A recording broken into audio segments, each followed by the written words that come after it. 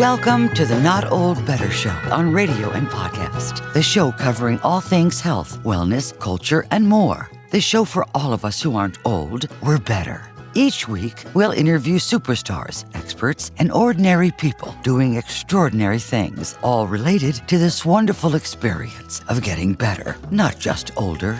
Now, here's your host, the award-winning Paul Vogelzang.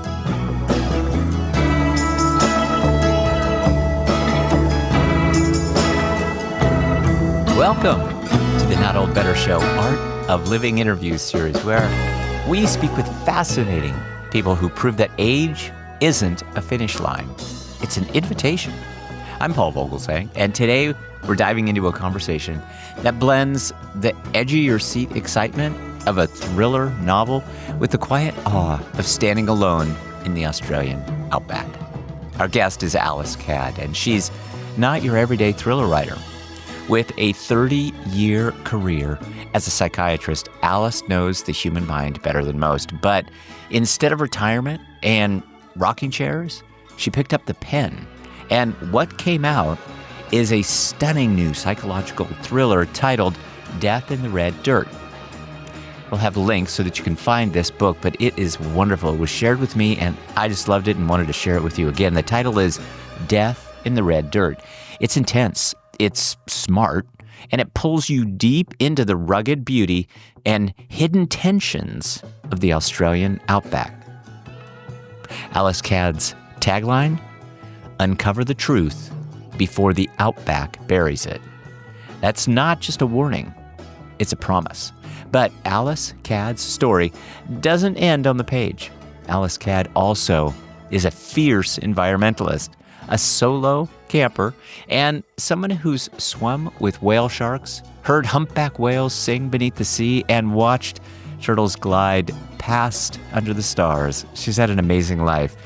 She's chosen a life full of risk, beauty, and meaning, and she's doing it all in what she calls the third stage of her life. We'll talk about reinvention, about leaning into change with curiosity instead of fear, and how writing, wildness, and wonder have become Alice's new compass. So stay with us, because this is not just a story about crime fiction.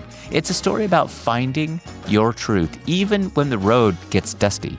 And it's told with grace, grit, and a bit of red dirt on your boots. This is the Not Old Better Show on radio and podcast. I'm Paul Vogelzang. Alice Cadd's going to be joining us. Alice Cadd, welcome to the program. Thank you so much. Good to talk to you. Happy New Year. And I have to tell you, congratulations on this wonderful book that you've written. I'm interested in talking all about that. But same to you. Thank you very much. Thank you. You know, I get a chance to, I say this a lot. You may have heard me say this. I read for a living, and I love reading. And I came across you and this wonderful book, Death in the Red Dirt, and we'll talk about it. But we'll also kind of talk about this interesting career that you're now developing, having worked for so long in another career. Why don't you tell us a little bit about your story, how you moved from one career to the other, and then maybe just tell us briefly, because we'll talk about this a little bit too, but how the first career kind of influences the second. That I think that'd be really great for our audience to know. Yeah, well, I'm a psychiatrist, so I've spent most of my adult life working in psychiatry.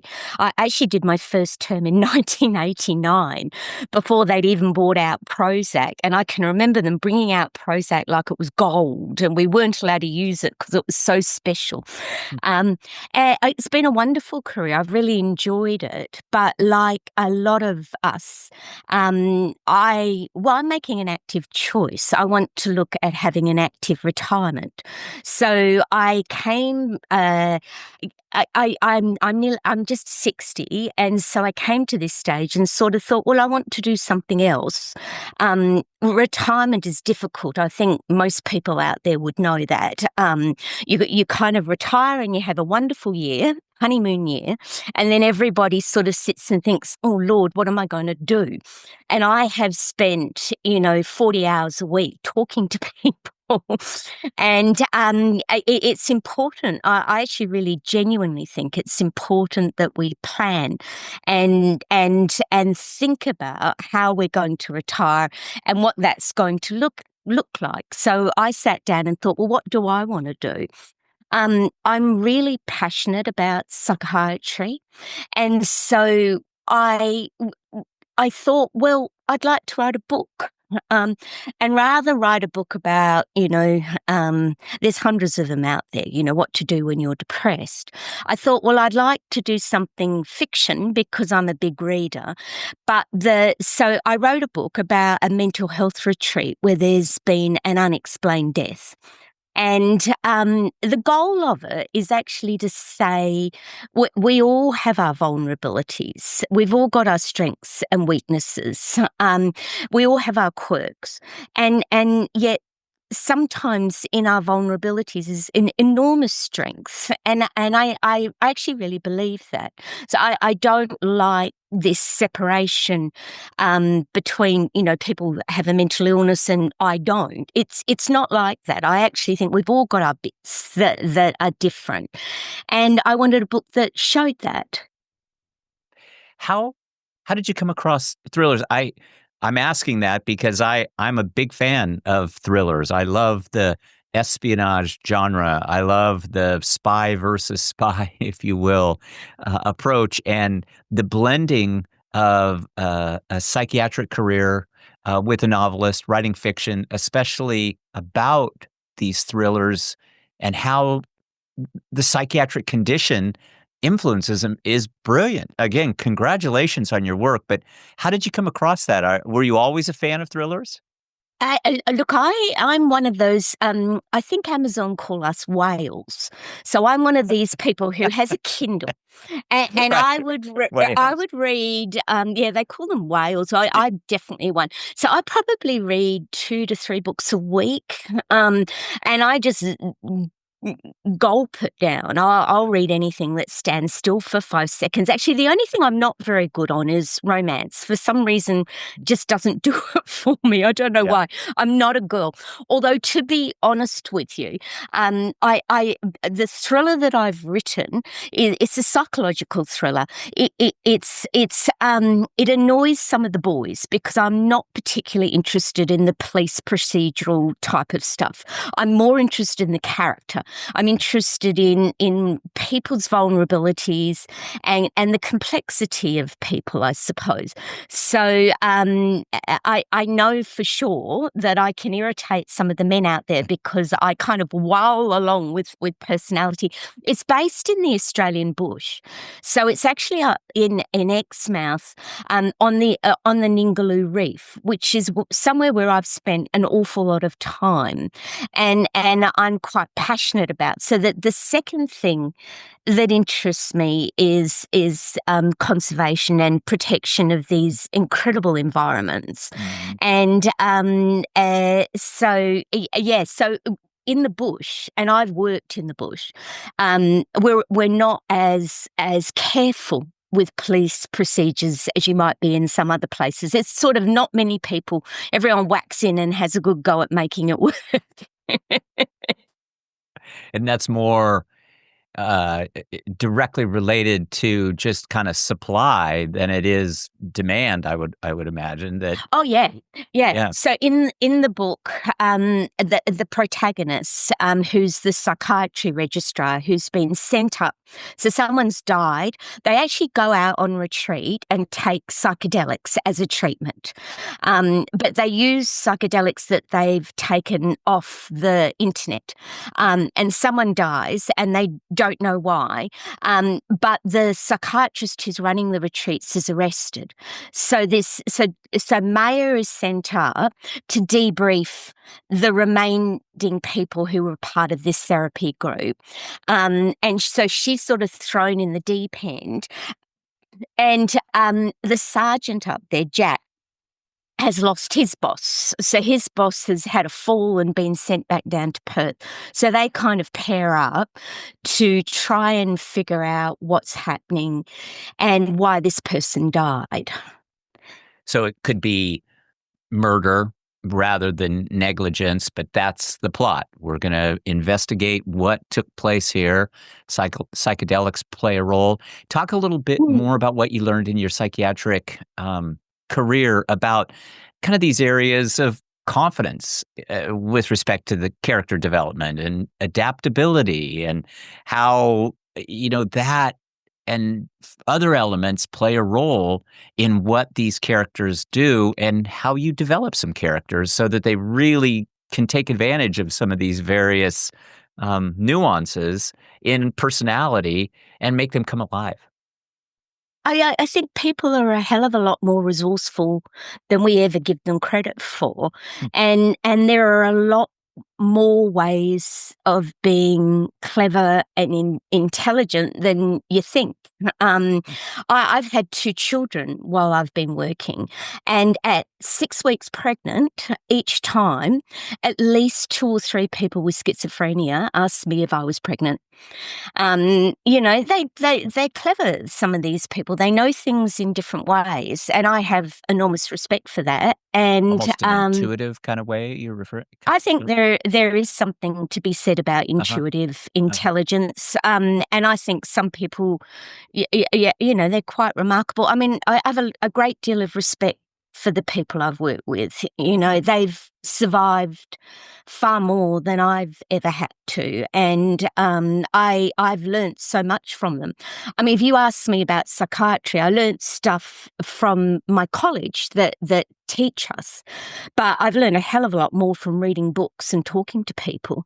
And in fact, when I started out, I would say my main learning was from just sitting with people and listening to their stories. It's been wonderful, a real privilege. And I guess we've all got our weaknesses. We've got our oddness. Jack's got ADHD. So Jack's the police sergeant, and Maya is a bit of an anxious mess. And it's about the story is about her finding her strength. So it's a relatively feminine story, I suppose, on the feminine principle. Hi, this is Paul. Before we jump back into today's show, I want to take a moment to recognize a truly special milestone, Smithsonian Associates' 60th anniversary. Since 1965, Smithsonian Associates, the largest museum-based education program in the world, has been inspiring lifelong learners with unforgettable experiences, connecting audiences with the Smithsonian's museums, research, and experts in new and exciting ways. This year, the celebration is for you, with a full year of special programming both online and in person, from behind-the-scenes looks at Smithsonian collections to conversations with astronauts, historians, filmmakers, and curators. There's something for everyone.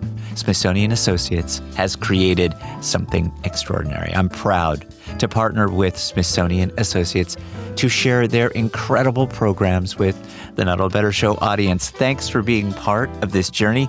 Here's to 60 years of curiosity, learning, and discovery.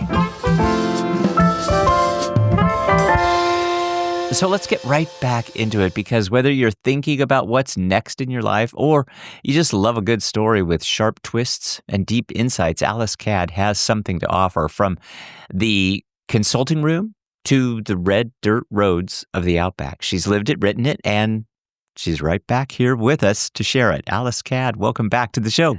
We're talking to Alice today, tomorrow, in Australia. The book is based there. I love the title, The Red Dirt, and it just brings to mind so much of that geology there in Australia. I don't know. Have you actually been? Have you been? Haven't yet. It is on our bucket list, and so my wife and I are excited to go. It's an incredible place. It's not easy. I'll admit that. So to go to the Ningaloo, you actually shouldn't stay in Exmouth. You need to go and camp on the Ningaloo. So in the ideal world, because Exmouth's about 70 kilometres away. And so tell us about that area. So in the United States, of course, we have national parks. Is Ingaloo, would that be considered something? Okay. Yeah, Ningaloo is a national park. It is, and it's a reef. It is. I think it's the longest fringing reef in the world. It's quite famous for the whale sharks that visit. So the whale sharks are effectively, I think they're the biggest fish in the world. So they get up to about 20 meters long. They're huge. I've been swimming with them, and they're incredibly gentle. So you swim with them, you actually go in the water and you swim alongside them, and they're playful. The ones we swam alongside were more, I guess, the size of 2 to 3 men standing on it top of each other. And they've got these remarkable markings, like spots all over them. But and you can tell who they are by their spots. It's like their fingerprints. And they just gently swim along, and they're interested in you. So they'll actually come up and have a look, and they're just amazing. And they have manta rays. So manta rays are maybe 1 to 2 meters across with their wings, and we've swum with them when they're feeding, and they go up and down these channels of water with their mouth open, just grabbing up fish, and you watch them swim along. One of the manta rays on a boat, I wasn't actually there when this happened, got a fishing net caught in its eye, and it actually recognised the boat and swam up to the boat and hung around there asking for them for help, and allowed one of the people who it would recognise, who swam every day, to hop in the water and take it out of its eye, which was reported widely. And on the beach, it's incredible. I also had, last time we went up, that was in September, we were on the beach, and the humpback whales have bred up because they're not being slaughtered. And we were all watching them. They were mucking around all week. They'd come into this little area and jump around in the water and, breaching and smash themselves down. They look like they're playing. And there were 2 bigger ones on the side. And at about 4:00, they started banging their flippers really loudly in the water, slapping it down like they were calling them. And the younger ones didn't come. They were, really quite close to the shore. And then they started to sing. So for half an hour, we were sitting on the beach, and you know how you hear the whale songs recorded? It was exactly like that on the beach. And we just went in the water and we listened to them. It's remarkable, and I do think we have to try and protect these places. They're incredible. I've watched little baby turtles being born and running down to the beach, and it really is a really very special part of the world, and I honestly couldn't recommend it more. Well, thank you for that. Yeah, that was just a beautiful depiction, and it is, as I say, it's very high on our list to travel. I think if it weren't so darn far away via an airplane ride, we would probably have done that. But I kind of have to. I'm old now, and I kind of have to gear up for some of those long flights. So. No, look, it's quite complicated. One of the caravan parks around on the Ningaloo, there are often people from actually Europe and America and places like that. I actually really admire them. You've got to have some balls to do that. You've got to be really prepared to work for your experiences. But I have to. Sorry, I was going to say, It's Yeah. very different from going on a tour. I think you'll see something if you go on a tour, but if you actually go and embed yourself there, it's a very different experience. It just sounds like the ideal experience. I will tell you just briefly, just to personalize this just a small bit. My wife and I just got back from Costa Rica, where we spent about 2.5 weeks literally embedded. We went to 2 of the national parks in Costa Rica and camped inside the national parks Oh, themselves. that's amazing. How And it was wonderful. amazing, and it really was. Yeah. We didn't see turtles, we didn't see whales, although both do migrate through that area of the Pacific Ocean, and we were kind of right there on the coast. But we saw so many other, just amazing things that we never would have seen had we Yeah. just toured in a zoo. And so I think it's Yeah. it's about that time in life, for us. And Mhm. and I'm in my kind of second act, just Yeah. like you're doing. What advice do you give to those of us that are kind of, making that switch from, say 30 years in one world and now we're going to transition to another? It sounds like you're doing it very, very well. Again, I'm so impressed with your new book, Death in the Dirt. But tell us what advice you might give to some of us who are seeking, kind of that transition. Okay, number one, I would say anticipation is important. And so don't expect that you will just fall into it and it's all going to work. It actually, like any stage, it's like being pregnant and deciding to start a family with your partner. You don't just hope for the best and just do it. You plan ahead. You buy stuff. You think about how you're going to spend your time. You What read to expect. books.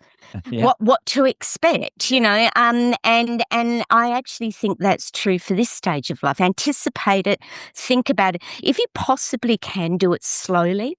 So I think there's a lot to be said for going from full time to part time and gradually going down. Some people can't do that. What I do think is it's good to think about different areas of your life that you want to develop. So, there's creativity, there's using your brain, so mental stimulation, there's social stimulation. And if you can think about things, I also think you don't have to solve it all in a weekend. So I've taken up yoga and I've now been doing that for about 4 years. So I was always a gym person, but I've really enjoyed the yoga. But before that, I tried other things like Tai Chi and I hated it. It wasn't right for me. You've got to find your niche and ideally find your tribe. But it's challenging. It's not something that, unless you're really lucky, most people don't just fall into it. They've got to work at trying different things.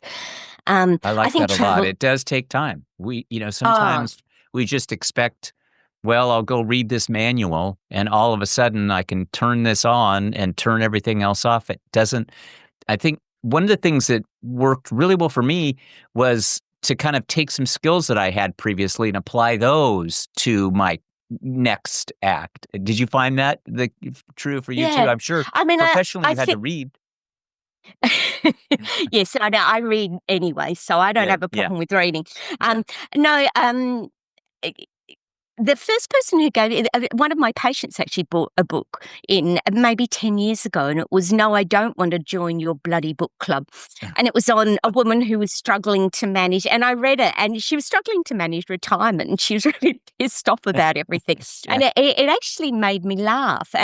But I hadn't thought about what it could look like. And I actually do believe that, life does happen, but there is an element that we also get to control and make choices. And if I can choose to make things more, it's precious. There's something very precious about, maybe 60 to your late 70s. I think what you can do then, you don't get to do that in your 80s and late 80s. And I think every stage is very challenging. and it's worth embracing it and giving it your best shot. I mean, one of the things that surprised me about writing books that I actually like is there's a real community around it. Hmm. There are you really Other can link authors or your other authors, uh-huh. people helping each other Okay. and encouraging each other and, reading things for each other and giving each other advice. I was very surprised at how strong that is. And I was in a group when I wrote the book, and how much fun it was to read everybody else's books Huh. and comment on what you thought about them and how different everybody is and what they like to read and do. It was great. I found a lot of information about you online, of course. You have a wonderful website. We're going to put links so that our audience can find out more about Alice Cadd and her fantastic new book, Death in the Red Dirt. I just will encourage our audience to go check it out because some of the reviews on Goodreads were just really glowing. And I think that's so positive to hear about an author who is making a transition, embracing this professionally, and getting such great reviews. Do the reviews, do you read those? Do they matter to you? Because I saw Yeah. several on Good. Yeah. Yeah, no, I read them. What I think is I'm not writing for every audience. So, and I don't think anybody ever does. So there are a lot of people who've really loved it, but I'm definitely writing for the female audience. There's Uh-huh. absolutely no doubt about that. Yep. Much more than the males, unless the males, I guess, are really interested. I mean, I actually think we've all got different parts of our brain, and yeah, one of the things that's interested me and has made me laugh is Australians spell things differently to Americans. Do you know that it's I actually had someone read one of my things the other day, and it is interesting how written American English is very different from UK spellings and English. So Yeah. that was a learning curve. I had no idea. That's interesting. How did that did you use that as a plot point? Did you No, how no, did no. that change? But Uh-huh. what that I'm writing another book now, so I'm Okay. actually basing it in I'm interested in psychopathy from a psychiatric point of view. So kind of, I have actually worked in forensic hospitals, and they're kind of full of sick, sad people who were really unwell and did wrong things. But every so often you meet someone who actually likes doing something wrong. And so this is just it's going to be in the same series, but while I'm writing it, I'm trying to think of how to make it appealing to as many readers as I possibly can and interest people. So it's a different. Yeah, so basically, it's written from 2 points of view. You've got the main character, but you've also got the psychopath who echoes the main character the whole way through. And I'm trying to build an idea of are some people actually broken in some way, and what is actually the Americans are actually well ahead of the curve with this. They're very interested in studying this and saying, is there something people can do to treat it and help it and stop it being such a problem? Yeah, these just sound fantastic. They really almost lend themselves to series television or film. Do you have goals to take it No. to that next level? No, I mean, it would be wonderful if it would happen, but actually a lot of this I'm doing because I enjoy it. I like the creativity of it. I'm at a stage where I have more time, and I just want to have time. I'm less goal orientated than I've been in the rest of my career. I actually did quite a lot of research on hearing voices. So I I was read that. I thought so that was I've really got fascinating. I've got quite a number of papers out there on hearing voices and the differences and similarities between hearing voices between people with schizophrenia and people who've got trauma intrusive voices. And I enjoyed doing that. It was good for my brain, but I'm not someone who particularly wants to, I have no desire to be famous. I know my position. Well, the position that you've embarked on, that of author, really is fantastic, Alice Cadd. This book, Death in the Red Dirt, is wonderful, and I want to recommend it so highly to our audience. You talk about these vulnerabilities that all of us have. How might that take shape in a character in the future? What other vulnerabilities do you think are particularly interesting and that we really all share? Well, one of my characters in Death in the Red Dirt. So if you look at it, it's a little group of people, and they've all got different. So they actually have a diagnosis, and I mean that in inverted brackets. It's. I don't. Psychiatry is very messy with diagnoses. It's very floppy. But somebody's got psychosis, who's got schizophrenia. So it's interesting you learning about how that affects him and affects his life. We have another character who's got a lot of trauma. And so she's got complex PTSD, and that used to be called borderline personality disorder, but people don't like that diagnosis for very good reasons. It's not. Yeah. But she's very vulnerable and very angry. We have someone else who's actually gone through addiction, which is an issue. In my profession, a lot of the research has been moving towards potentially addictive drugs and using them to try and well, in America, I mean, for example, marijuana, we don't use it when someone's got a vulnerability of psychosis because it's very highly likely to cause psychosis. But, there's pros and cons of doing these things. They're using ketamine, the MDMA linked work with trauma. I think it's like everything. There's good, but there's also bad. And in my part of the world, I actually work in a more vulnerable area. My people are not rich. And what happens with a lot of this research is they read about it on the internet, go and buy some crap off Right. goodness knows where, Yeah. take it and get themselves into so much trouble. It's just interesting, but they also have huge strength. And whatever I've faced in my life, I mean, everybody faces Sure. something. I know someone who's handled it better and been stronger than I have. So it's sort of always made me think, oh, well, they can do it. I better bloody do it.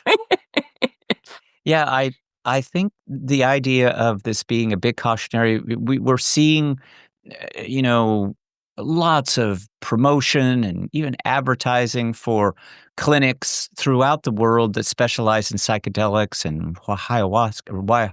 I don't think I'm pronouncing this right. Ayahuasca. No, if it's any comfort, nobody can. Nobody can. I'm joking. I think you have to be a traditionally trained American. Yes. You see, Yes. when they did this, they were very cautious about how they did this. And Uh-huh. I mean, you've probably heard already. What I think is it does open up your unconscious if you take Uh-huh. this stuff.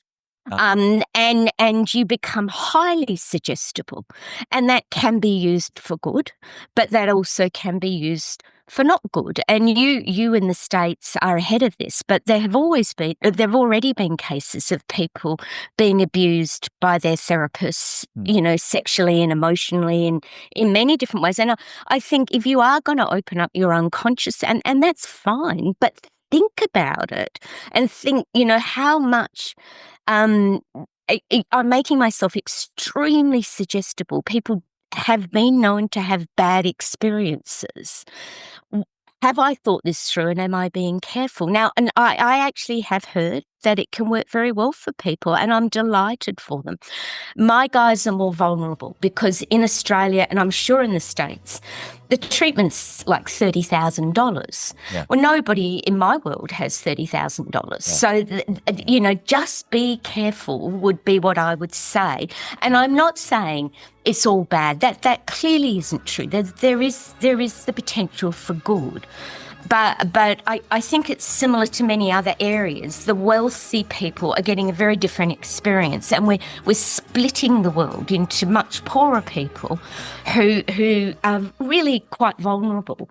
And it was part of what I wanted to say is just think before you let someone stomp around your unconscious.